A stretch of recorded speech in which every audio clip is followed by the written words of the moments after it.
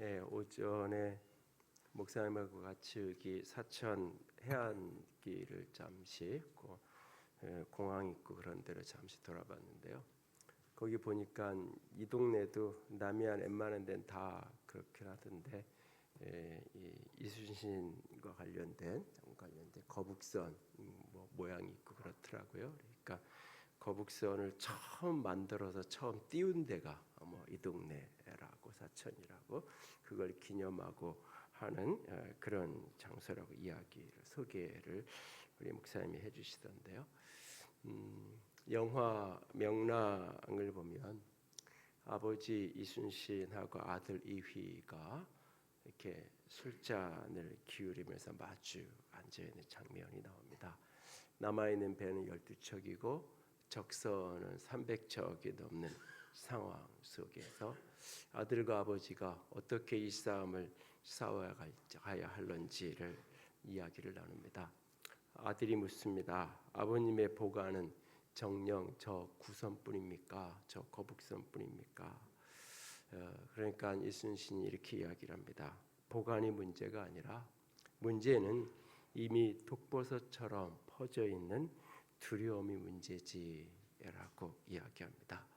그러면 그 두려움을 극복할 방안이 있겠습니까? 라고 묻습니다.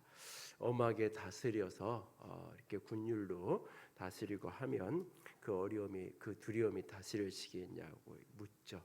그때 이순신은 아들에게 그런 이야기를 합니다. 그 두려움을 이용할 수는 있을 것이다. 두려움을 어떻게 말입니까? 그 두려움을 용기로 바꿀 수만 있다면 그 용기는 100배, 1000배 큰 힘이 될 것이다. 배나 될 것이다. 라고 이야기하죠. 아버지, 그런데 어떻게 그 두려움에 빠져 있는 저들에게 어떻게 그 두려움을 용기로 바꿀 수 있다는 말입니까? 죽어야지, 죽어야 되겠지, 내가 라고 이야기하죠.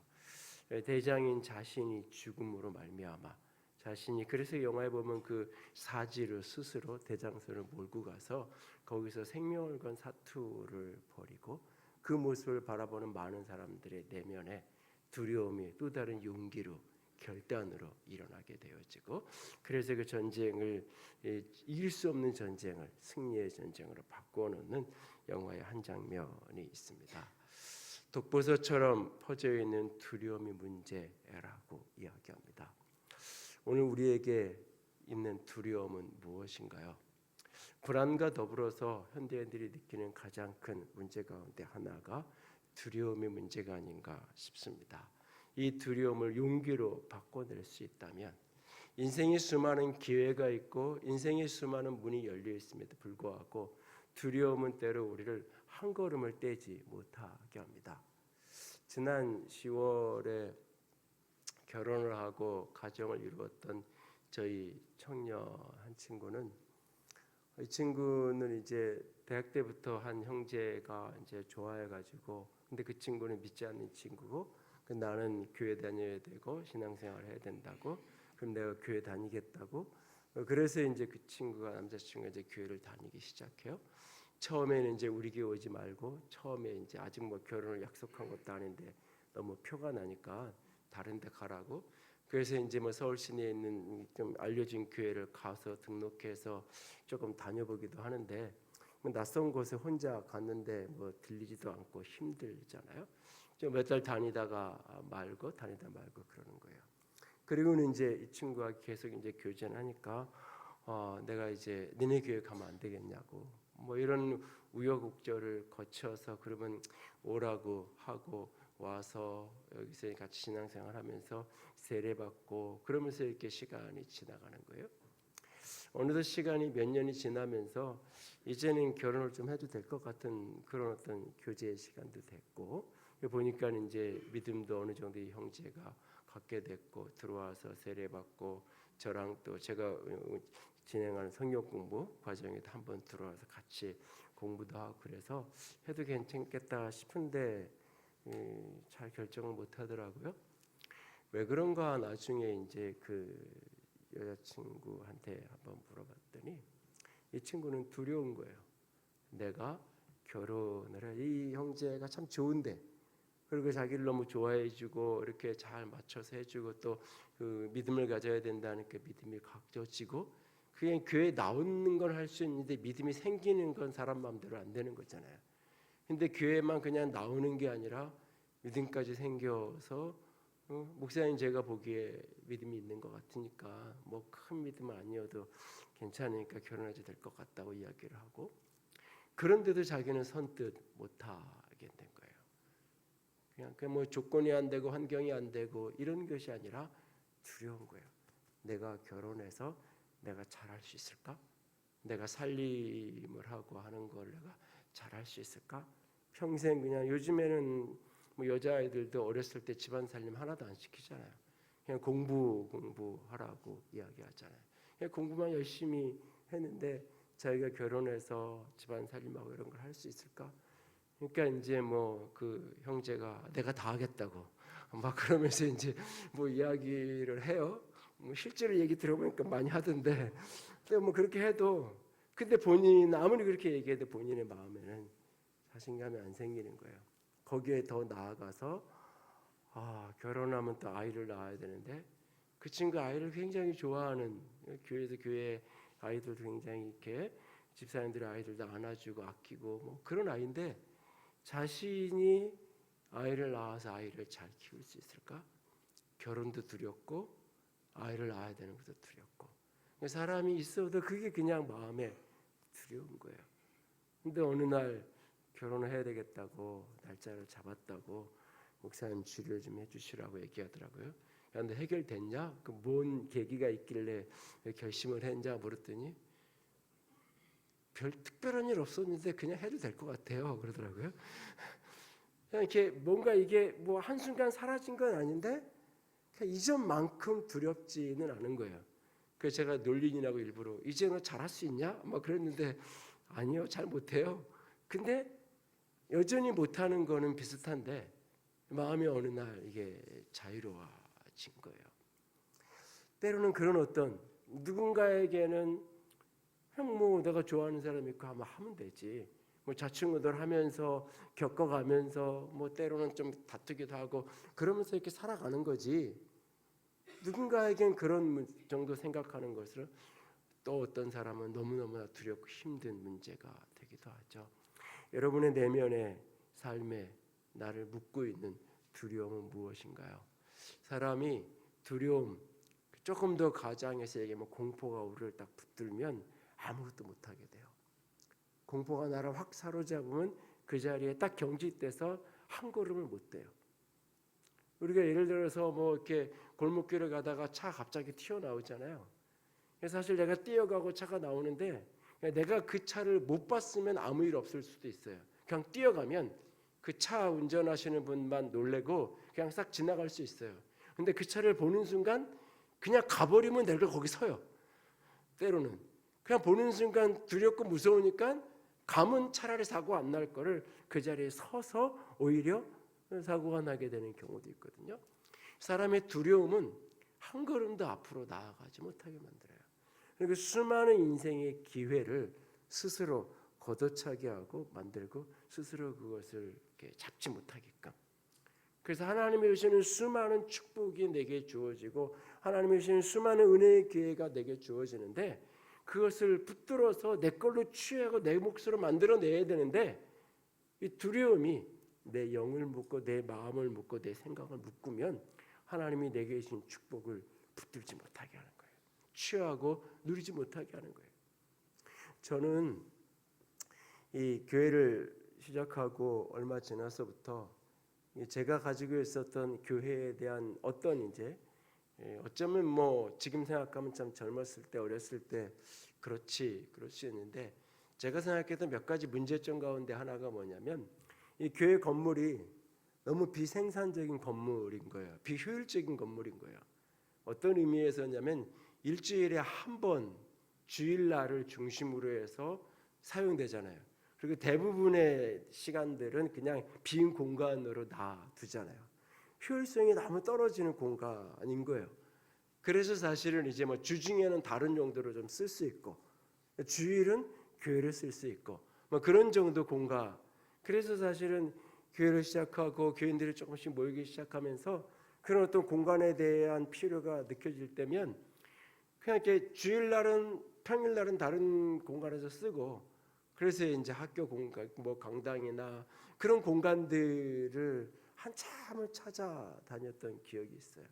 그러면서 저는 이 건축을 하고 이런 것 때문에 교인들에게 과도한 재정적인 부담을 주고 좀 이렇게 버겁게 하고 또 그런 과정 속에서 불필요한 교인들 사이에서나 교회와 목회자와 성도 사이에 불필요한 갈등도 생기고 의견 충돌도 생기고 이런 것들이 어린 제 눈에는 굉장히 부정적으로 보여서 저는 그런 거 싫다 그랬어요. 그래서 나는 건축은 안 할 거라고 입으로 뱉진 않는데 생각 속에는 그런 생각이 내 가슴속에 굉장히 강하게 있었어요. 그런데 이제 한참을 시간이 지나가고 어느 시점이 돼서 하나님이 계속 여러 통로를 통해 여러 방법으로 내게 메시지를 주시고 내가 가지고 있던 생각들이 다 담을 수 없는 이 생각이 부족한 부분들을 자꾸 하나님이 깨닫게 하시고 그래서 이제 생각을 바꾸게 하시고 바꾼 이후에 이제 기도를 하게 하시고 그런 어떤 시간들이 이제 쭉 지나가면서 건축을 할 수 있는 기회가 딱 왔는데 근데 여전히 내 생각이 힘든 거예요. 근데 뭐 교인들 한 200명에서 250명 내외 출석을 할 때 이제 공사가 다 끝나고 정리를 해보니까는 건축비가 땅값 포함해서 한 80억 정도 들어갔는데 이게 사실은 뭐 계산이 안 나오는 일이었어요. 근데 그 계산 안 나오는 건 별로 무섭지 않아요. 뭐 그랬으니까 어쩌면 그냥 뭐 26살의 개척도 하면 되지 뭐 그냥 어차피 뭐 교회 가서 내가 전도사 하는데 뭐 거기 가서 설교하나 여기서 설교하나 뭐 하면 되는 거지 뭐 그러니까 원래 어떤 부분에서 그냥 겁 없이 이렇게 하는 어떤 부분들이 분명히 있는데 그냥 그 돈이 걱정이 되고 이거 하다가 뭐 어떻게 되면 이거 중간에 멈추면 어떡하지 그런 게 걱정이 되는 게 아니라 그게 두려운 게 아니라 저는 사람들의 말이 힘든 거예요. 말이 두려운 거예요. 특별히 주변의 동료들, 같은 친구들, 같은 목회자들 이런 어떤 이야기들 속에서 요즘 같은 시대에 누가 그렇게 무리를 해서 건축을 하냐고 그거는 목사의 욕심이고 자기 욕망 때문에 그렇게 하는 거라고 뭐 그렇게 이야기를 직접 하는 사람이 없는데 다 하는 것 같은 거예요. 나한테 직접은 얘기 안 하는데 이렇게 지나가면서 이렇게 그냥 나 지나가고 나면 자기들끼리 앉아서 그런 얘기를 하고 있을 것 같은 그냥 그게 스스로를 자꾸 움츠러들게 만들기도 하고 두렵기도 하고 사람들이 나를 어떻게 평가하고 말할까 이게 나를 굉장히 두렵게 하고 어렵게 했던 시간들이 있었어요. 결국은 이제 그것을 뚫고 나아가면서 하나님께서 또 다른 길들을 열어주시고 그러셨는데 여러분들이 느끼는 삶의 두려움의 어떤 부분은 어떤 건가요? 그 시절마다 다 틀리죠. 어떤 아이는 시험장에 들어가서 수능시험 들어가서 그 수능시험의 스트레스를 견디지 못하고 2교시를 뛰쳐나와서 지금 30대 중반이 됐는데도 불구하고 지금까지도 우울증 약을 먹고 지금까지도 우울증이 조울증에 이걸 씨름을 하면서 사는 한 청년이 있는데 그 친구가 멀쩡했던 친구인데 그 시험장에서 수능 시험장에서 그 2교시를 제대로 통과하면 그 스트레스 그 긴장감 그걸 결국은 뚫어내지 못하고 뛰쳐나오고 그 이후로는 뭐 그랬으면 그냥 공부 포기하고 대학 포기하고 다른 거 이렇게 하면 되잖아요 어쩌면. 그런데 또 그 미련은 못 버려서 열심히 또 공부를 해요. 근데 시험 보기 한 달 전 정도부터 이상해지기 시작그래요. 잠을 못 자고 긴장하고 몇 번은 시험장에 들어갔다가 뛰쳐나오고 그러니까 어떤 친구는 바로 그 시험장을 들어가서 그냥 견디는 것 그것 자체가 두려워서 인생에 한 걸음도 나아가지 못하고 여전히 그 자리에 서 있는 친구를 만날 때도 있는데요. 여러분들이 느끼는 한 걸음 앞으로 나아가야 되는데 나를 막고 있고 묶고 있는 두려움은 무엇인가요? 때로 이것은 개인에게도 마찬가지지만 한 가정도 마찬가지예요. 한 교회도 마찬가지예요. 여러분들의 인생을 되돌아보면 그때 내가 그 기회가 있을 때 그걸 잡았으면, 내가 조금 두렵고 이걸 내가 할 수 있을까 걱정이 됐지만 그때 내가 그걸 했으면, 그때 내가 그쪽으로 이사를 갔으면, 내가 그때 그 선택을 했으면 지금 내 인생이 조금 달랐을 수 있을 텐데, 그런 생각을 되돌아보면 할 때가 있어요. 그 가정 전체가 때로는 교회 전체도 어떤 기회가 있을 때 그 기회를 뚫고 나아가면 되는데, 그렇지 못해서 이런저런 두려움과 머뭇거림이 한 걸음을 나아가지 못하게 해서 결국 주저앉게 만들어요. 저희 교회가 땅이 280년 용이 되는데 그 땅을 먼저 이제 권리를 가지고 있었던 교회가, 그 땅에서부터 한 10분 되는 교회에 자기 건물이 있는 교회인데 그 땅에 대한 권리를 먼저 이렇게 사가지고 갖고 있었어요. 근데 이제 그걸 결국은 이제 이런저런 이유로 이제 못하게 되면서 이걸 이제 누구한테 양도할까 그러다가 그 목사님 사모님이 저랑 이제 대학 동기고 그래서 제 생각이 나서 이제 전화를 해가지고 여기 이런 게 있는데 그 목사님 관심 있냐고 뭐 그래가지고 이제 연결이 돼서 그걸 저희들이 이제 매입을 하고 그렇게 일이 진행됐는데, 그 교회가 이제 같은 노예에 있어요. 근데 그 교회에 장로님 한 분이 몇 달 작년인가 무슨 일로 이런저런 이야기를 하면서 나눌 기회가 있었는데 그분이 저한테 그래요. 목사님 저한테 감사하다 그래야 돼요. 고맙다 그래야 돼요. 뭘 내가 장로님한테 고맙다 그래야 돼요. 그랬더니 하는 말이, 목사님 저 때문에 그 하늘의 교회가 그 땅 산 거예요. 그게 뭔 소리냐고요. 그랬더니 그분은 이제 그 교회에서 이 목사님에게 전도받아서 그 교회에서 처음 신앙생활 하신 분인데, 자기가 교회 멀어지는 거 싫다고 반대했다고. 자기가 근데 교회 멀어지는 것도 뭐 많이 먼 것도 아니에요. 그냥 그 안양천, 그 안양에서 나는 그 안양천에도 그 개천 하나 건너면 되는 거예요. 근데 그거 건너는 거 목사님 제가 싫어서요. 제가 하지 말자고 자꾸 그랬어요. 그래가지고 결국은 그거 못한 거예요. 그래가지고 그건 다른 거 하고 우리 이거 다른 데 너 양도할 수 있는데 찾아보자. 그렇게 해서 된 거예요. 그러면서 저한테 고맙다 그러라고. 그래서 이제 하늘교회가 그걸 사고 그런 거라고 이야기를 하시더라고요. 그러면서 그때 그거 했어야 되는데 우리 교회가 했어야 되는데 뭐 그러면서 이제 가까이 지내니까 웃으면서 이제 뭐 한 10년 넘어 한 15년 지난 이야기니까 웃으면서 그런 얘기를 하시는데, 그냥 교회가 한 블록 넘어 개천 하나 넘어가는 게 싫고 두렵고, 나는 그냥 그 넘어가는 거 싫고, 그래서 그냥 그것이 그러다 보니까 그 목사님도 밀어붙이고 하다 교인들이 자꾸 그런 얘기들이 있으니까 그럼 뭐 교인들이 반대하는데 굳이 뭐 그러면서 또 다른 기회가 있겠지. 그러면서 그것을 이제 포기를 뭐 다른 이유들도 몇 가지가 더 복합적인 게 있었지만 그 이야기를 들으면서 때로는 우리에게 인생 속에 수많은 기회가 있고 앞으로도 그런 기회가 우리 앞에 있을 거예요. 하나님이 이끄지 않고 하나님이 허락하지 않는 길이었라면 내 눈에 아무리 그게 가능성이 그 기회라고 보여도 가면 안 되겠죠.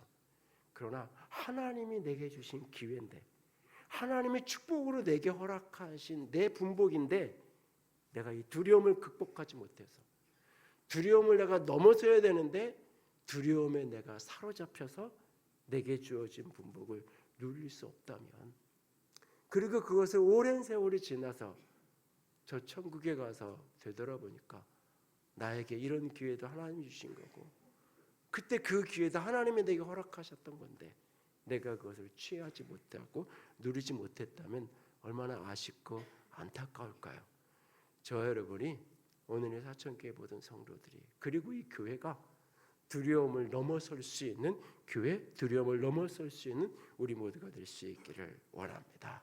두려움의 지배를 받고 두려움에 이끌려지는 인생이 아니라 두려움을 뚫고 넘어갈 수 있는 저와 여러분이 될 수 있기를 원합니다. 오늘 본문의 이야기 속에는 제자들이 공포 속에 무서워했다는 표현이 2번 등장을 합니다. 사실 근데 이 사건이 있기 이전에 이날 낮에 있었던 사건이 뭐냐면 보리떡 5개, 물고기 2마리로 5,000명을 먹이는 사건이 있어요. 갈릴리 유역에 있는 해안가에 있는 벳세다 마을에서 그 넓은 들녘에서 5천 명을 보리떡 5개 물고기 2마리로 예수님께서 먹이세요. 해질 무렵 사람들이 허기진 모습을 보면서 예수님이 제자들에게 너희가 먹을 것을 주라고 이야기하고, 우리가 이게 뭐 이렇게 돈도 없는데 어떻게 하냐고, 너에게 있는 게 뭐냐고, 여기 이거 뭐 보리떡 5개 물고기 2마리 한 아이가 가져오고 이거밖에 없는데 이거 가지고 뭐 하겠냐고, 가져오라고. 주님이 축사하시고 떼어줄 때 수천 명의 사람들이 먹는 기적이 벌어지잖아요. 그래서 사람들이 달라지기 시작해요. 사람들이 예수님을 우리의 지도자로 만들고 싶어요. 예수님을 왕으로 만들고 싶어해요. 동서고금을 막론하고 경제 정책에 실패한 리더는 오랫동안 정권을 유지할 수 없어요. 먹고 사는 문제를 해결해 주지 못하면 아무리 이념이 좋고 가치가 좋아도 먹고 사는 문제가 어려워지면 그 정권에 등을 돌리게 되어 있는 거예요. 그런데 보리떡 5개 물고기 2마리로 5천 명을 먹이는 이 경제 문제를 해결할 수 있는 그런 리더, 사람들이 한순간 돌변하면서 예수님을 왕으로 임금으로 삼으려 하는 거예요. 예수님이 그 분위기를 느끼고 이래서 큰일 나겠다. 그래서 제자들을 바로 그 벳사다 해안가에 있는 배를 태워서 저 반대편에 있는 가버나움 게네사렛 지역으로 제자들을 배 태워서 보내는 거예요. 재촉해서 예수님이 배를 태워서, 그게 예정되어 있는 것이 아니에요. 그냥 어두운 밤에 그냥 그렇게 보내는 거예요. 그리고 예수님은 그 어둠을 피해서 산으로 올라가셔서 혼자 예수님이 기도를 하시게 되시죠. 그러니까 이게 지금 해질녘 오병이어 사건 자체가 환할 때 일어난 사건이 아니라 해가 더 어둑어둑져 가는 그 시간에, 그러니까 여기도 지금 보니까 딱 해 떨어지고 나면 캄캄하더라고요. 제가 사는 동네는 해가 떨어져도 환해요. 그래서 이게 뭐 밤이 돼도 밤이 된 것 같지 않고, 밤이 되면 오히려 사람들이 쏟아져 나오기도 하고, 근데 여기는 안 그렇잖아요. 그러니까 이 벳사다 유역 그 갈릴리 지역도 마찬가지인 거예요. 캄캄한 어둠이 내린 그 시간에 예수님이 배를 태워서 보내고, 예수님은 몰래 빠져나가셔서 산에 올라가서 기도하시고, 사람들은 예수님 일행 어디 갔지 하면서 찾고, 근데 안 보이니까 그냥 유야무야되고, 그렇게 제자들은 배를 타고 가고 있었던 거예요. 출발할 때는 아무 일 없었어요. 뭐 우리 시간으로 9시, 8시, 9시 정도 됐다고 생각하면 아무 일 없은 상태에서 그 잔잔한 갈릴리 호수에 배를 타고 이동을 해요. 갈릴리 호수는 독특해요. 호수인데 밀물과 썰물이 있어요. 호수인데 갈매기가 날아다녀요. 굉장히 이게 독특한 그런 어떤 구조예요. 이 바람의 이 방향에 따라서 이게 물결의 방향이 달라지고, 갑작스럽게 멀쩡하다가 갑작스럽게 돌풍이 나타나기도 하는 독특한 자연현상이 갈릴리 호수에서는 벌어지기도 해요. 근데 베드로나 몇몇 제자들은 그 갈릴리에서 태어나서 갈릴리에서 살았잖아요. 갈릴리 호수가 그런 거 뻔히 알아요. 거기에서 그냥 거기 내 집 드나들듯이 갈릴리 호수를 드나들면서 고기잡이하면서 살던 사람들이 그들 중에 다수예요. 그런데 풍랑이 오는데 감당이 안 되는 거예요. 예기치 못한 상황에서 바람이 불고 풍랑이 불어지는데 감당이 안 되는 거예요. 감당이 안 되지만 키를 쓰고 어쨌든 살아보겠다고 그 풍랑에 노를 젓고 있는 그런 상황. 오늘 성경에 그 모습을 가리켜서 그들이 물결로 말미암아 고난을 당했다라고 말하고 있어요. 그 물결 때문에 고난당하고 어려운 일이 벌어지고 있어요. 불과 몇 시간 전에 물고기 2마리, 보리떡 5개로 5천 명이 먹는 기적의 주인공이었잖아요. 주님이 떡 나눠주라고 그랬잖아요. 나눠주는 그 현장에서 목격했잖아요. 이것 가지고 뭐 하겠냐고, 나 혼자 먹어도 부족한 이 떡, 이걸 근데 나누는데 수천 명이 먹는 현장에 주인공이 돼서 그걸 목격을 했던 사람들이잖아요. 예수님이 어떤 능력을 가진 분인지 경험했잖아요. 그런데 지금 이 순간 예수님이 이 배에 없죠. 예수님은 어디 간지 몰라요. 예수님은 그냥 어둠 속으로 산으로 올라가셨고 자기들은 배 태워 가라 그랬어요. 예수님이 보낸 거잖아요. 예수님이 등 떠미는 거잖아요. 그런데 풍랑은 만났고 고난은 만났어요. 기적과 같은 사건을 경험할 수 있고 하나님의 놀라운 은혜를 경험할 수 있고 놀라운 축복을 만날 수 있어요. 그런데 때로는 그게 하루를 못 가서 또 다른 고난, 또 다른 어려움, 또 다른 인생의 위기가 찾아오기도 하죠. 그 바람에 의해서 물결로 고난이 당해서 열심히 노를 젓고 있어요. 이 장면이 이 마태복음 이 장면의 병행 구절에 다른 복음서에 보면 그 시간에 예수님이 그들을 보고 계세요. 어두컴컴해서 보이지 않는 그것을 예수님이 보고 계세요. 그 기도하시던 주님께서 제자들이 힘겹게 누적고 있는 그것을 예수님이 보세요. 그리고 예수님이 그들을 향해 찾아오세요. 그 시간대가 오늘 본문에 보면 밤 사경이라고 표현이 돼요. 저녁을 그러니까 해가 져서부터 해가 뜰 때까지를 네 등분으로 이렇게 나눠 놓은 거예요. 1경, 2경, 3경, 4경 네 등분으로. 이 밤 4경쯤 된다는 이 시간대는 이 농사를 짓는 분들은 아실 거예요. 해가 떠오르기 전에 먼 동이 트는 아직 해가 뜨지 않았어요. 아직 해가 활짝 떠오르지 않았는데 먼 동이 트는 그래서 아직 어둠이 다 사라지지 않았지만 바깥일을 할 수 있는 그래서 웬만한 농사일 어느 정도는 할 수 있는 그 시간대. 근데 아직 어둠이 다 사라지지 않은 그 시간대. 굳이 이제 이 본문의 사건이 주로 봄철 그 시간대라고 얘기할 수 있는데 봄철 기준으로 해서 새벽 4시 반 5시 그 정도 어간 시간대 되는 게 밤사경쯤에 되는 시간대예요. 그러니까 해지고 저녁에 8시 9시 뭐 이 시간에 출발을 해서 밤새도록 그 물결과 씨름을 하면서 버틴 거예요. 어쨌든 고난이 왔는데도 불구하고 배는 뒤집어지지 않고 어쨌든 그 바다에서 그 갈릴리에서 나고 자란 사람들이 많이 있으니까 어떻게든 버티면서 지나가고 있었어요. 그걸 예수님이 보셔요. 그리고 예수님이 그들을 향해서 다가오세요. 예수님이 다가오세요. 무리를 걸어서 예수님이 다가와요.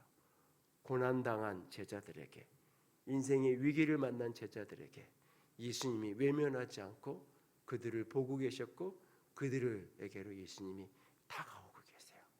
풍랑 가득한 그 모습 너무너무나 공포에 질려 있는 그 상황에 예수님이 다가오세요. 그리고 예수님을 봐요. 그런데 화들짝 더 놀래요. 풍랑은 적어도 무섭진 않았어요. 겁은 났지만 여기서 나고 자랐으니까 이 정도 풍랑 겪어본 적 있고 겪어보지 못했어도 이야기 들은 적 있고 어떻게든 살 방법을 찾아서 이 밤을 지나고 나면 해가 뜨고 그러고 나면 괜찮아질 수 있어 버텨왔어요. 그런데 저기서 예수님이 오세요. 예수님이 오는데 예수님을 알아보지 못해요. 예수님이 내게로 오는데 저분이 예수님인지가 알아봐지지가 않아요. 그러면서 유령이다 하면서 공포가 밀려오는 거예요. 그냥 고난이 힘들고 어려운 것을 넘어선 공포가 밀려오는 두려움에 사로잡혀 있는 상황을 만나게 돼요. 옆에서 보면 주님이 도와주려고 찾아오시는 거예요. 옆에서 보면 주님이 도와주려고 찾아오는 거예요. 근데 본인은 두려워서 죽겠는 상황이 벌어지는 거예요. 두려워서 공포의 소리를 지르는 상황이 벌어져요. 그때 주님께서 말씀하세요. 나다. 나니까 안심해라. 안심해라. 여러분 우리가 이 밤이나 새벽녘에 이렇게 지나가다가 누구 보면은 누구 아는 사람인 것 같은데 모르겠는. 사실은 밤에 이렇게 지나가다 보면 사람이 제일 무섭잖아요. 낯선 사람 어디서 골목에서 이렇게 만나면 물이 져서 가면 괜찮은데 혼자 이렇게 가다 보면 그러면 나도 모르게 먼저 누구냐고 묻고 할 수 있잖아요. 근데 사람은 실루엣만 보이고 누군지 잘 모르겠어. 근데 거기서 들려 나야 라고 얘 목소리를 딱 들으면 아 누군지 알겠어. 그러니까 보이는 거는 모르겠는데 목소리 딱 들으면 아 그래 맞지 알아줄 때가 있잖아요. 예수님이 나야 사실 이 나다 내니라고 하는 이 표현은 출애굽기에 하나님께서 자기 자신을 소개하면서 나는 스스로 있는 자다라고 말하는 그 표현의 신학적인 표현이에요. 나는 스스로 있는 자라 그 표현이 영어 성경에 보면 I am who I am 나는 나다라고 번역이 되는 표현이거든요. 그것을 우리말 성경은 의역을 해서 영원 자존자 스스로 있는 존재로서의 하나님을 하고 의역을 해놓은 번역이에요. 직역을 하면 나는 나야. 그것을 그대로 예수님이 인용하시면서 나는 나야. 이 표현은 단순히 자신의 육적인 존재 나 예수님이야. 나 니네 스승이야. 라는 이야기를 넘어서서 내가 창조자야. 내가 이 비와 바람과 이 모든 것을 다스리는 절대자야. 내가 주권자야. 내가 하나님이야. 나야. 그러니까 걱정하지 마. 안심하지 마. 라고 예수님께서 말씀하시는 거예요. 그렇게 보이는 예수님이 알아봐지지 않아요. 그런데 말씀이 들려요. 보이는 걸로는 예수님인지 아닌지 긴가민가요. 보이는 걸로는 유령 같아요. 무서워요. 두려워요. 들리는 말씀은 주님이 나라 그래요. 주님이 맞는 것 같기도 하고 아닌 것 같기도 하고 이게 주님의 음성인 것도 같기도 하고 주님의 음성이 아닌 것 같기도 하고 모르겠는 거예요. 그때 베드로가 이야기하죠. 주님이 맞습니까? 주님이 맞으시면 내게 오라고 하십시오. 주님이 맞으면 내가 오라고 하십시오 라고 이야기해요. 저는 베드로 같은 성격이 굉장히 힘든 사람이거든요. 계산 없이 사고치는 이 베드로 같은 사람이 굉장히 힘들어요. 힘든데 어느 날 보니까 내 안에도 그런 게 있긴 하던데 어쨌든 베드로 같은 성격이 감정적인 제 아내가 감정적인 게 있고 약간 과장을 잘 하거든요. 근데 저는 이제 과장하면 그거 거짓말이야 그러고 본인은 아니 이건 이해를 돕기 위해서 그냥 근데 똑같은 것도 이제 표현이 저 교인이 몇 명이냐고 물으면 저는 이렇게 김 목사님이 저랑 비슷하게 얘기하던데 제가 이렇게 물을 때 저는 교인이 몇 명이라고 안 묻거든요. 물을 때부터 교인이 지난주에 몇 명 출석했냐고 물어요. 교인이 몇 명이냐고 물으면 이게 대답이 가장 각색이에요. 등록한 사람, 교적에 있는 사람, 10몇 년에 있다가 아직도 안 지은 사람 그대로 있는지, 천국 이미 가셨는데 교적에는 그냥 살아있는 걸로 있는지 다 포함한 인원부터 시작을 해가지고 이게 왔다 갔다 하거든요. 그래서 제 아내는 그냥 다 포함해서 얘기해요. 근데 저는 이게 거짓말하기 싫으니까 지난주에 몇 명이냐고. 그래서 꼭 물으면 그냥 애들하고 다 합쳐서 얘기하면 되잖아요. 저는 꼭 장년들이 몇 명이고요. 초등학교부터 유치원에서부터 중학생들까지 해서 고등학생들까지 학생들까지 해서 몇 명 나왔고요. 이렇게 합쳐서 지난주에 몇 명 출석했어요. 이렇게 이야기를 해야 되는 스타일이에요. 김 목사님이 저랑 약간 닮은 게 있던데 여러분들이 어떤 게 힘든지 제가 조금 알고 있는데 뭐 그래서 또 좋은 것도 있어요. 어쨌든 그러니까 베드로 같은 사람은 저는 참 힘들어요. 이럴 때 주님이 나니 두려워 말라 무서워하지 말라 나니까 안심해라 그러면 예 주님 환영합니다 이리 오세요 그러든지 나는 못 믿겠는데요 어떻게 증거를 보여주세요 그러든지 차라리 그러면 이해가 되겠는데 당신이 진짜 주님이 맞아요? 그럼 오라고 한번 해보세요. 이게 굉장히 건방진 어떻게 보면 대책도 없고 진짜 오라 그러면 어떻게 하려고? 예수님이 제자들 한 사람 한 사람 발 씻기잖아요. 예수님이 발 씻겨주면 그냥 발 내밀고 있으면 되잖아요. 안 된다고. 내 발 절대로 씻길 수 없다고.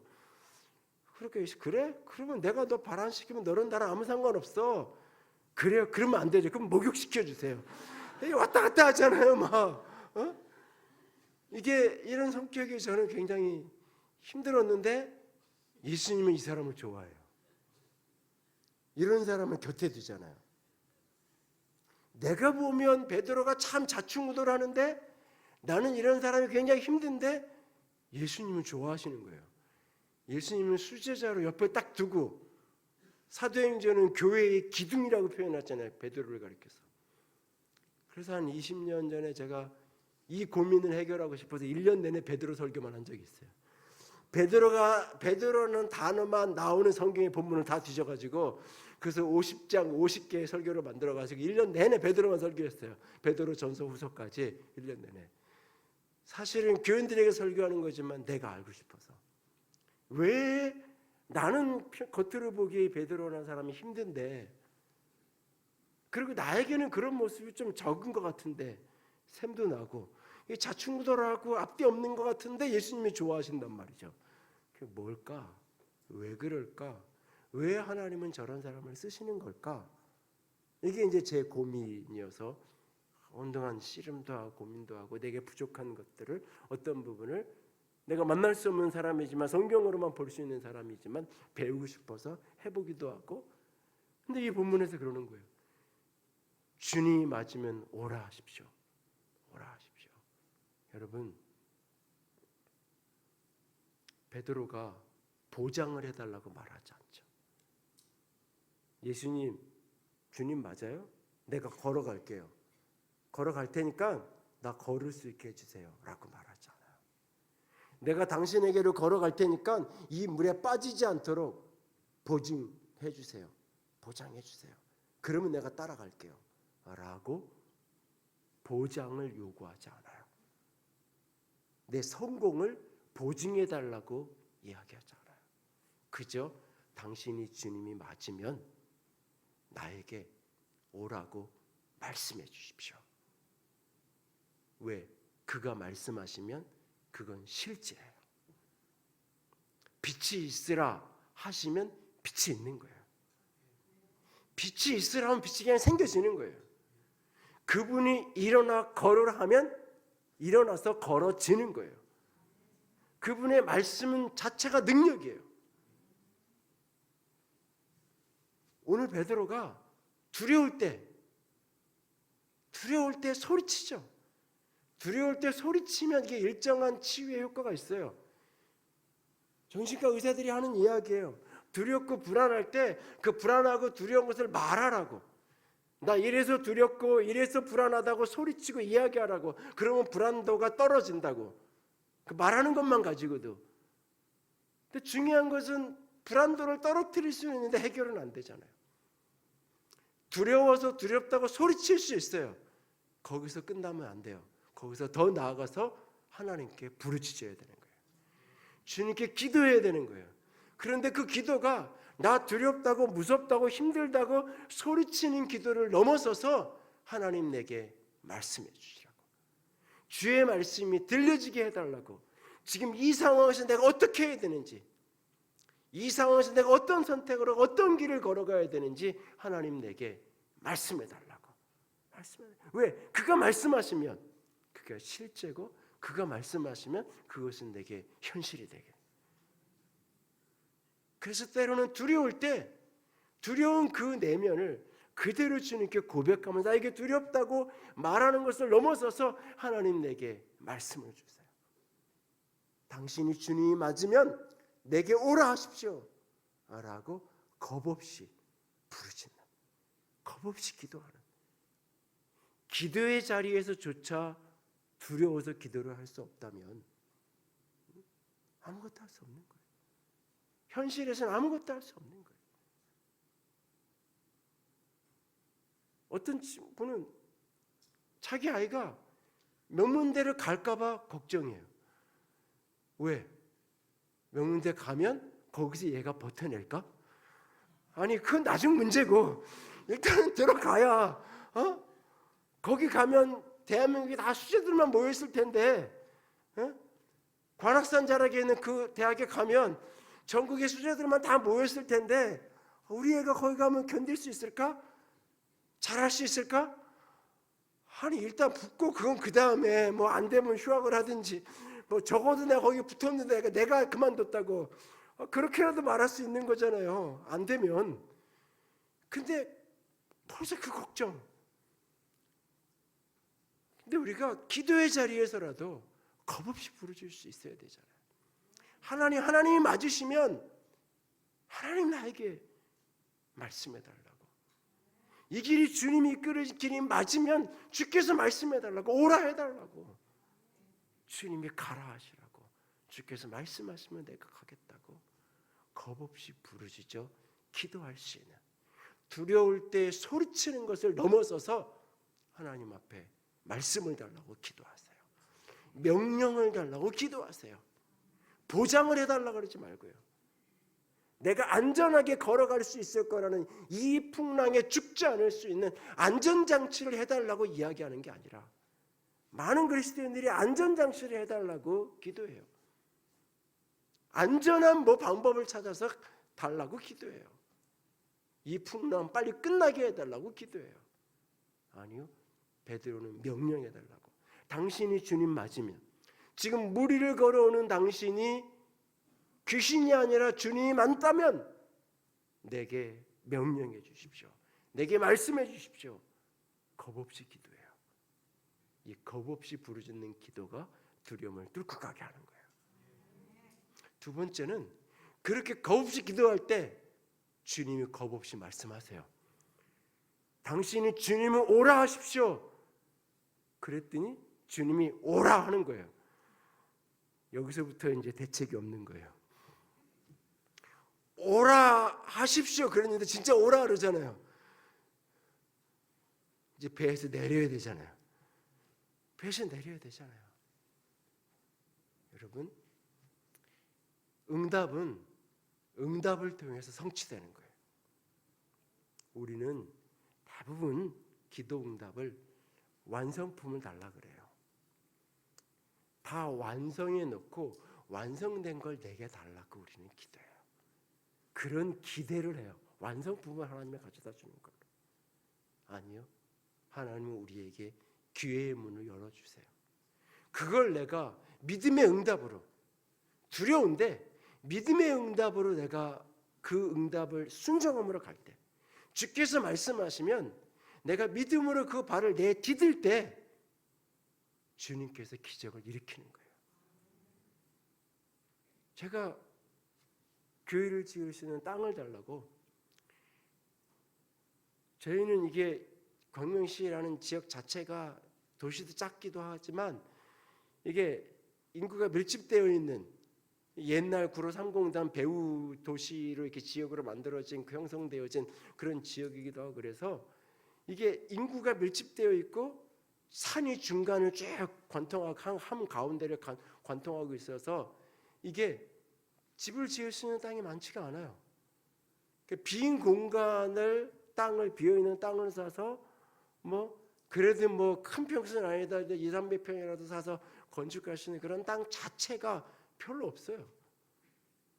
그래도 어쨌든 하나님이, 나는 대책이 있어서가 아니라 그런 생각을 하나도 안 할 때, 나는 그건 거에 부정적일 때 하나님이 여러 사인을 주시고 메시지를 주셔서 내 생각을 바꾸게 하시고 기도하게 하시고, 그래서 하나님 건축할 수 있는 땅을 달라고, 길을 달라고 하나님께 기도했어요.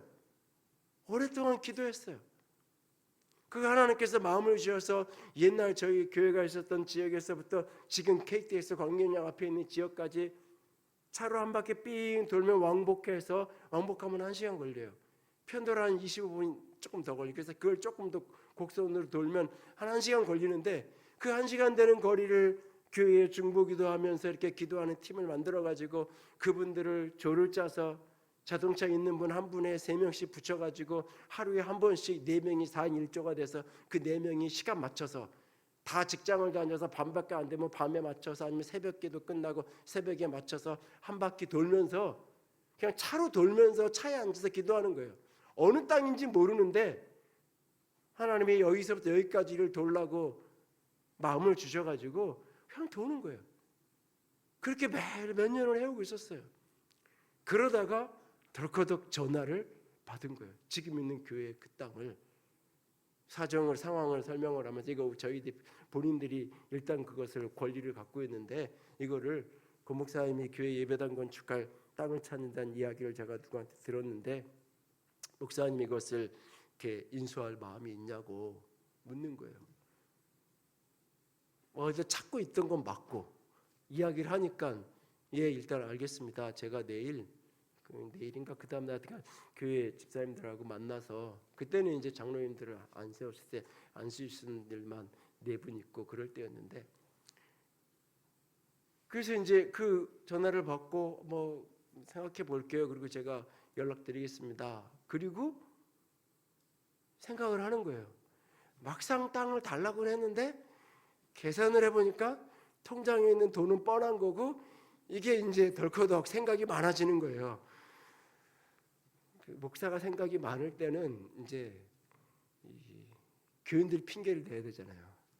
그래서 교인들을 모아놓고 속으로는 목사님 그거 너무 부담돼서 하지 맙시다 이 얘기를 기대하고, 그러면 이제 내가 겁이 나서 두려워서 못하겠다는 얘기는 안 하고, 난 하고 싶은데 우리 교인들이 믿음이 없어가지고 그게 너무 이렇게 덩치가 커서 안 되겠다고 그런다고 이렇게 이야기하면 편하잖아요. 교인들을 그 안수시안들을 불러가지고 권사님들 몇 분하고 여기 이러이러한 땅이 있고 이런 걸 이렇게 이야기하는데, 예? 땅값만 이렇게 저렇게 해서 한 24억 정도 들어가야 되는데 어떻게 생각하냐고. 교회 잔고도 별로 없고 우리가 가지고 있는 상가를 이렇게 해서 우리 명의를 가지고 있던 거 이걸 뭐 다 정리를 해도 그 땅값이 안 되는 거예요. 그러면 땅만 사놓으면 어떻게 해서 땅을 산들 그 허벌판에 둘러 앉아가지고 그냥 살 수도 없잖아요. 거기에 뭐라도 건물을 올려야 되는 거잖아요. 계산으로는 이건 말이 안 되는 거예요. 얘기를 쭉 했어요. 저는 또 이제 계산 안 되는 걸 안 되는 걸 디테일하게 쭉 얘기를 했어요. 야, 이런 건 우리 합시다. 막 그런 성격이 제가 안 되니까 하나하나 이런 어려움이 있을 거고 이런 정도 돈이 들어가 얘기를 했어요. 그럼 그 얘기를 들었으면 멀쩡하게 직장생활 다 하고 이런 분들이면 목사님 그거 우리가 감당이 좀 버거운데요. 조금 작은 데를 하죠. 이렇게 이야기를 하면 되잖아요. 그럼 나도 편하고 본인들도 부담 안 되고. 근데 목사님 해야죠. 그러면 한 분이 그러니까 옆에서 다른 분도 목사님 해야죠. 합시다 그러는 거예요. 속에서 마음은 속에서 생각은 집사님 헌금도 안 할 거면서 뭐 이런 생각도 들고 왜냐하면 그 얘기한 분 집을 팔아도 얼마 안 되거든. 형편을 내가 다 아니까 본인의 전 재산을 내가 빼서 헌금을 해도 이거 10분의 1도 안 되는 거예요. 그런데 그렇게 하는 거예요. 다 뭐 누가 가르쳤어요. 목사가 교회는 그렇게 가르쳐서 그렇게 얘기하는 건데, 얘기를 하는데 또 교인들이 그렇게 하지 않는데 목사가 또 안 된다 그러면 안 되잖아요. 내 속엔 두려운데 두려운 거 들키면 안 되잖아요. 겁나는데 겁나는 게 들키면 안 되잖아요. 목사님도 나랑 똑같은 사람이니까 목사님도 두렵겠지 힘들겠지 이게 아니잖아요. 목사가 믿음이 없어서, 때로는 어떤 사람은 목사가 욕심이 많아서 그렇게 얘기를 하겠지만 어떤 사람은 또 목사가 믿음도 없이 하나님 믿고 기회가 왔으면 여태까지 몇 년을 기도해 왔으면 기회가 왔으면 해야지, 누군가는 또 그럴 수도 있잖아요. 이게 들키면 안 되잖아요. 내 속에서는 생각이 참 많아지는데 막상 기회가 왔는데 생각이 많은 거예요. 그래서 어떻게 해서 땅을 샀어요. 그건 뭐 이렇게 스토리가 있는데 샀어요. 건축을 해야 되잖아요. 그 땅 사는데 낼 수 있는 빚 다 냈고 그 땅 사는데 가지고 있는 거 다 해서 다 했단 말이에요. 건축은 안 되는 거예요. 방법이 없는 거예요. 근데 그러고는 이제 좀 몇 년 있는데 교인들이 왜 건축 안 하냐요. 아니 돈 있어야지. 제가 하는 말이 뭐냐면 은행에서 돈 빌려준다 그러면 할게요. 기도하세요. 그때 제가 알았어요. 은행에서 대출 받는 것도 능력이라는 게. 아무나 해주는 게 아니더라고요. 적은 액수 아니니까 아무데나 해주는 것도 아니에요. 그걸 받아내는 것도 능력이더라고요. 근데 서류 부풀려서 교인들 숫자 늘려서 막 이렇게 하면 되는 수가 있어요. 근데 또 그렇게 못하겠는 거예요. 그렇게 할 수 있는 한계가 있어요. 그래서 제가 내 안에 두려우니까 겁없이 못하고 은행에서 대출이 나오면 은행에서 해준다 그랬을 때는 그 다음에는 이 가격에 건설사가 해준다 그러면 은행에서 다 대출을 못하는 전체 한 50억 넘어 들어가는 50억을 그 전에는 다 해주고 했는데 이제는 못한다는 거예요. 그래서 그 중에 한 70%까지만 대출을 해줄 수 있고 나머지는 준공이 끝나고 나면 나머지 30%는 해준다는 거예요. 근데 공사하는 사람은 자기 돈 들여서 다 해야 되잖아요. 그러니까 공사 입찰을 하는데 건설사 조건이 뭐냐? 70%만 대금을 받고 나머지 30%는 준공 이후에 은행에서 대환 대출을 해서 그게 나오면 지불하는 조건. 어떤 정신 나간 건설회사 사장이 이런 조건으로 하는데 할까 싶은 거예요. 근데 어느 날 또 하겠다고 오는 거예요. 또. 근데 또 그 회사가 또 멀쩡한 회사예요. 이렇게 알아보니까 멀쩡하게 교회 건축도 많이 했고 제 같은 교회에 또 다른 교회도 건축을 했던 교회고 멀쩡한 거예요. 근데 해보겠다고 얘기를 하는 거예요. 또 고비고비 넘어갈 때마다 어떤 의미에서 저는 내 속에서만 씨름이에요. 합당한 핑계거리. 합당한 핑계거리. 돌아가도 되는 핑계거리. 그 부담 안 져도 되는 핑계거리. 건축을 하고 나면 1년에 이자만 2억 이상을 내야 되는데 우리 재정으로 이게 뭐 어떻게 대출을 받아서 한들 이게 감당이 될까? 제가 수학적인 사람이고 이게 이과적인 게 이게 계산이 그냥 돌아가서 그 계산이 뻔히 나오는데 끊임없이 머뭇거리게 되는 거예요. 내 안에. 근데 그럴 때마다 주께서 말씀하신 게 분명하니까 도망은 못 가겠는 거예요. 내가 기도했고 그 말씀이 주께서 주신 말씀이라는 이게 내게 하나님이 허락하신 우리 교회에 허락하시라는 사인들은 제가 하나님의 뜻을 위해서 확인하는 여러 루트를 통해서 확인이 되니까 도망은 못 가겠고 근데 나는 두렵고 거기에 서 있는 거예요. 그래서 길이 열리면 가고 길이 열리면 가고 길이 열리면 가고 문 하나 열리면 가고 서 있다가 문 하나 또 열리면 가고 그랬어요. 지금 와서는 사람들이 얘기해요. 어떻게 이 좋은 땅에 여기서 이걸 했냐고. 사람들은 목사님이 선견지명이 있어서 여기에 땅을 사서 건축을 했다고. 아니요.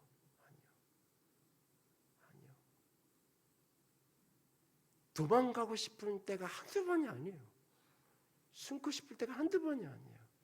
그리고 그냥 이렇게 격려하는 말을 하나도 귀에 남지 않고요.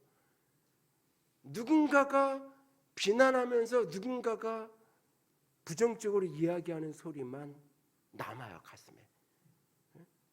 그것만 기억에 남아서 나를 힘들게 만들어요, 사실은.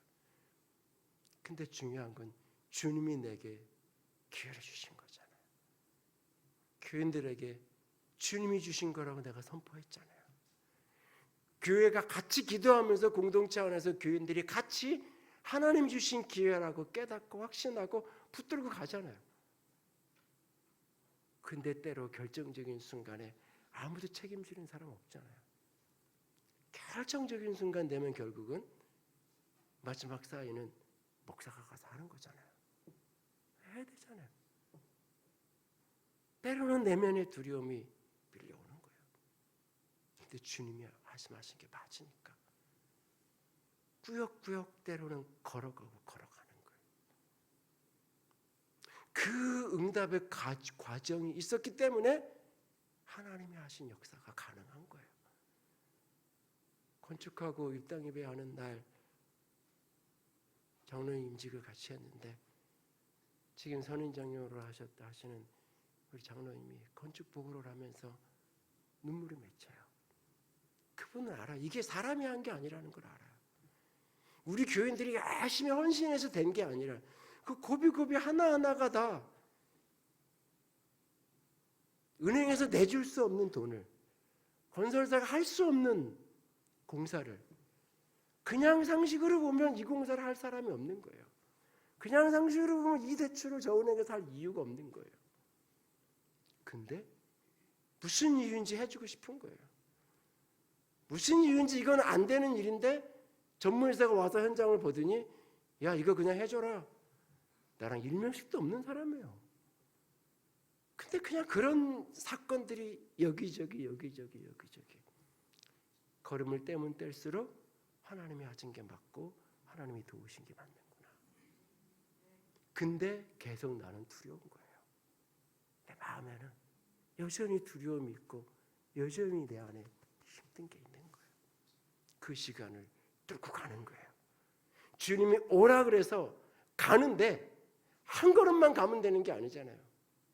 걷고 또 걷고 또 걸어야 되는 거예요.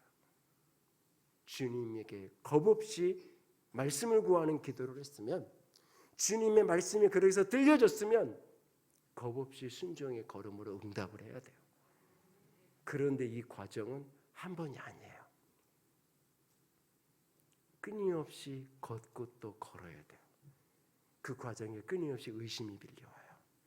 끊임없이 수많은 또 다른 두려움이 내게 밀려와요. 베드로가 무리를 걸어가요. 무리를 걷잖아요. 얼마나 황홀했을까 싶어요. 그런데 풍랑은 사라지지 않았어요. 내가 무리를 걷는다고 풍랑이 사라지지 않아요. 나는 무리를 걷는데 주님이 저기서 무리를 걸어오시고 내가 그 음성을 듣고 믿음의 응답을 해서 무리를 걸어가요. 예수님과 내가 무리를 걷는데 풍랑은 그치지 않아요. 풍랑은 여전히 불어요. 바람이 내 눈에 들어와요. 풍랑이 바람에 이렇게 오르락내리락 하잖아요.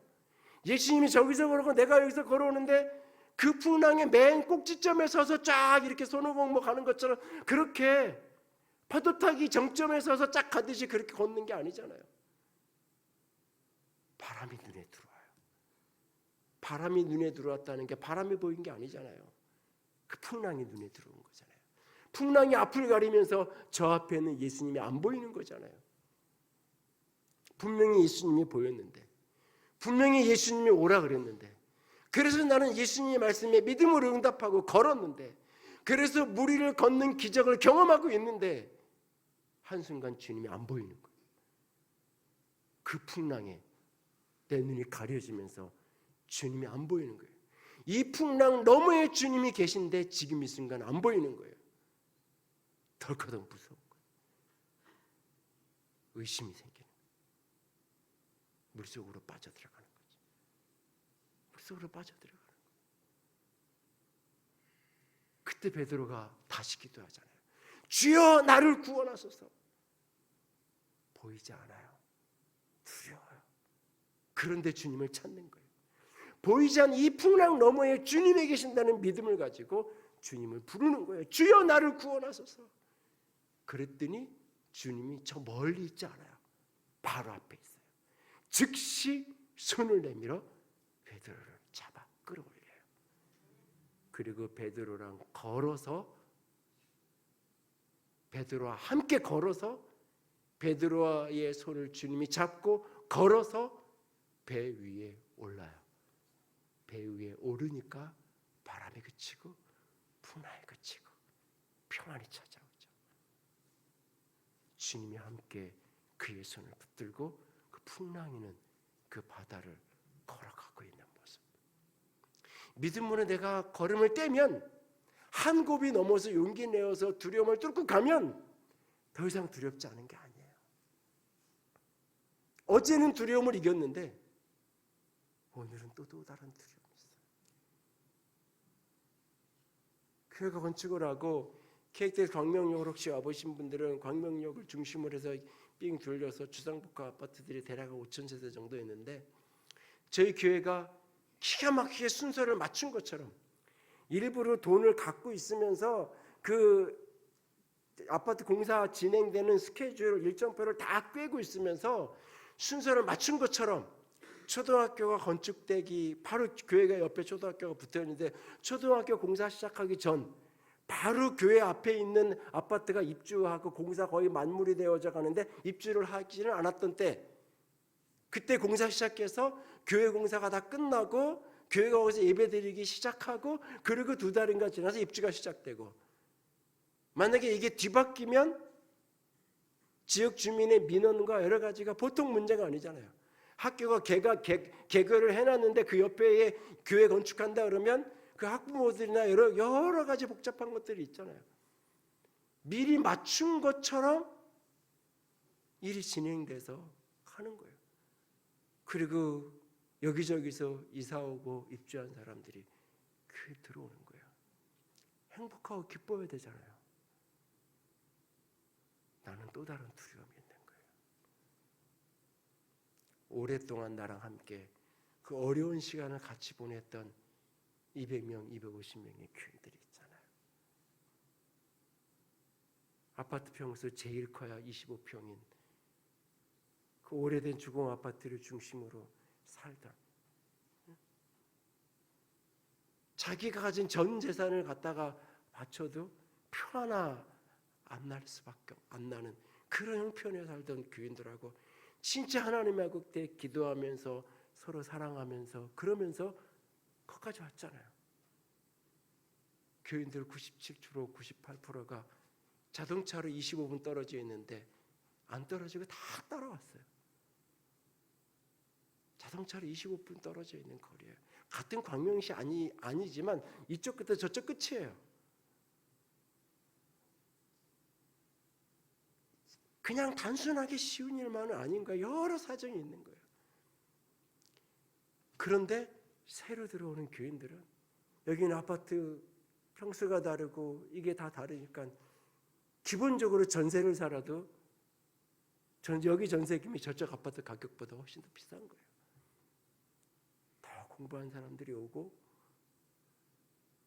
너무 좋은데 이 같이 어우러질 수 있을까? 잘 서로 그럴 수 있을까? 이분들이 소외감 느끼면 안 되는데. 근데 나는 새로 들어오니까 이분들 신방해야 되고 살펴야 되고 어쨌든 교회에 정착하게 그분들을 도와야 되잖아요. 그러다 보면 오래전부터 있던 분들에게 소홀해질 수밖에 없고 그럴 수밖에 없는 거잖아요. 일부러 그러는 게 아니라 상황이 그리고 한 사람이 할 수 있는 몫의 사이즈에 한계가 있는 거잖아요. 돌볼 수 있고 케어할 수 있는 게. 문제가 생기면 어떻게 하지? 갈등이 생기면 어떻게 하지? 수만 가지 생각이 스쳐가는 거예요. 오히려 저는 코로나가 오고 평안해졌어요. 코로나가 오니까 갑자기 교인이 늘어나 2배가 넘어가던 게 딱 스톱이 되는 거죠.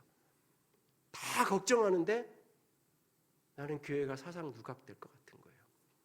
사람들은 모래알처럼 모여있는데 공동체가 아닌 그래서 뭔가 문제 하나 터지면 싹 흩어져 버리는 모래알 같은 교회. 저는 교회 안에서 교회라는 표현을 잘 안 써요. 공동체라는 교회가 들어가야 될 일반적인 교회에서 교회가 들어가야 될 문장, 문맥, 글 다 공동체로 바꿔서 써요. 제가 그렇게 쓰니까 교회들도 다 그렇게 써요. 어떻게든 이 가족과 같은 하늘가족 공동체가 되어야 된다는 걸 늘 강조했는데 갑자기 사람들이 차근차근 이게 늙고 그게 아니라 이런 상황이 되면 공동체성이 다 깨질 수 있잖아요. 그런데 오히려 코로나가 오고 그러면서 힘들지만 그 속에서 돌보고 개인적으로 만나고 사람들끼리 관계하게 하고 그 코로나 3년 동안 매일 목양서신을 글로 써서 교인들에게 제가 보내고 그런 시간들을 같이 이렇게 보내면서 내실이 다져지는 그런 시간들을 역설적으로 보낼 수 있었어요. 한 걸음 넘어가면 이제는 더 이상 걱정 없지? 아니에요. 또 다른 두려움이 밀려오고 또 다른 의문이 있고 의심이 내 안에 있어요. 여러분 인생을 살면서 믿음으로 걸어가는데 한 걸음이 넘어가면 더 이상 나에게 믿음을 시험받는 자리가 없는 게 아니에요. 또 다른 의심이 일어나고 지난 과거를 생각해 보면 지금보다 더 어려울 때도 하나님이 도와주셨는데 그 은혜에 대한 간증이 내가 분명히 있는데 그때 생각해 보면 지금은 아무것도 아닌데 그때 생각하면 아무것도 아닌데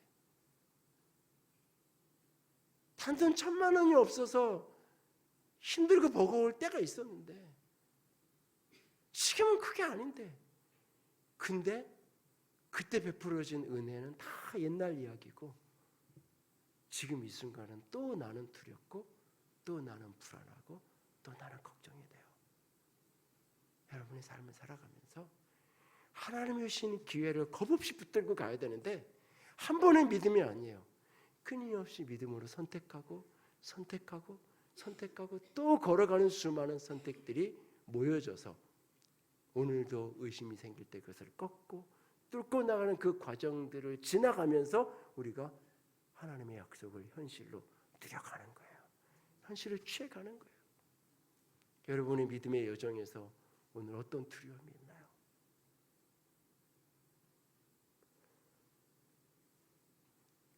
저희 교회 건축 얘기를 한 길에 한 가지만 더 이야기를 하면 처음 땅을 산다 그랬을 때 그리고 이제 각자가 작정을 형편 따라서 했으면 좋겠다고 그리고 작정 카드를 나눠주고 집에서 2주 동안 상의하고 자기 마음대로 하지 말고 부부가 같이 나오는 사람은 부부가 같이 의논하고 가족들이 같이 기도하면서 할 수 있는 걸 작정해서 내라고 그래서 냈어요.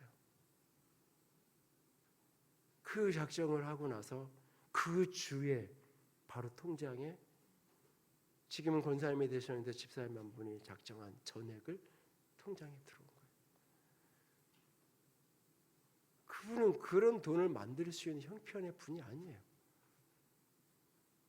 우리 교회 남편이 아이들 가족들 버리고 나가버리고 애 셋 막내가 초등학교 3학년인 그 딸 셋 데리고 인천에 있다가 광명에 와서 단칸방에 단독주택 단칸방에 딸 셋하고 넷이 그렇게 와서 교회 찾아오고 등록하고 거기서부터 그 이전에도 신앙생활을 했지만 그렇게 처음 만났던 그런 곳에서 만난 분이에요. 근데 내가 어쨌든 혼자 이 애들을 키워내야 되잖아요. 초등학교 3학년, 5학년, 중학교 이 아이들을 어떻게든 내가 키워내야 되잖아요. 그러니까 할 수 있는 게 뭐예요? 보험하고 세일즈 하는 거 하기 시작하면서 해가 하는 거예요. 여전히 그런 과정에 있는 임대아파트 살면서 형편이 안 되니까 매 그냥 기도밖에 없는 거야. 하나님 도와달라고. 아는 사람 있는 것도 아니고 기댈 남편이 있는 것도 아니고 어디에도 기도로 살던 분인데 그러면서 고비고비 넘어가는 분인데 형편이 전혀 안 되는 분이에요. 뻔히 알아요. 작정한 금액만 놓고도 내가 왜 이렇게 턱없이 할 수 있는 만큼을 하면 되지 왜 이랬을까? 작정카드를 보면서 제가 걱정을 할 그런 형편인 거예요. 그런데 그 주에 통장에 돈이 들어와 있는 거예요. 100% 이거는 어디에서 대출을 어떻게 해가지고 그걸 한 거예요. 걱정이 되잖아요. 기도가 안 나올 수가 없잖아요. 기도하고 그러면서 그런 분들이 한 분, 두 분 눈물로 세워져 가는데 제가 지난 연말에 재정 결산을 하고 기부금 명세서를 이렇게 정리를 하느라고 교인들 그걸 쭉 정리를 하느라고 개인별 목록표를 정리를 하는데 그분이 작년에 저희 교회에서 11조를 제일 많이 했어요. 이분이 헌금한 11조 한 액수가 이분이 그때 작정하고 헌금했던 그 액수예요. 제가 그 숫자가 정확하게 맞는 걸 보고 지난 연말에 제가 그걸 보면서 하나님이 살아계시다고 제가 기도를 했어요. 근데 몇 년 전인가 그 권사님이 이런 얘기를 해요. 어떻게 얘기를 하다가 그 옛날 이야기 10년, 12, 3년 전 이야기가 나온 거예요. 목사님, 그때 제가 얼마나 후회했는지 알아요? 그래서 제가요, 그 헌금한 거 후회한 줄 알고 이제야 본심이 나오는구나 뭐 이제 그랬는데, 목사님 제가 후회했어요. 뭘 후회했는데, 그거요 그냥 내가 헌금 더 할 건데, 예? 제가 거기서 한 2배 정도 해도 괜찮았을 텐데, 제가 그랬어요. 뭔 얘기냐고. 그것도 빚으로 한 게 분명할 텐데. 빚으로 한 거 맞아요. 근데요, 그때 희한하게요, 그거 작정하고 바로 대출해서 하고요, 몇 개월 안 돼서요, 부채 탕감 한다고 정부에서 뭐가 나와가지고요, 제가 그 심사 신청했는데요, 그 대상이 된 거예요. 그래서 제 부채가 다 탕감됐어요. 그래서 제가 그때 후회했어요. 몇 천만 원 더 썼어도 되는데, 그래서 더 했어도 다 탕감 받았을 건데, 목사님 그때 제가 후회했다는 말이 제가 후회했다고 느꼈을 포인트랑 전혀 다른 포인트였던 거예요. 내가 깜짝 놀랐어요. 그래서 같이 웃고 같이 참 감사하고 그런 시간을 보내고, 늘 제가 축복하면서 기도할 때마다 빼놓지 않고 기도하는 분인데, 지난 연말에 하나님이 보면서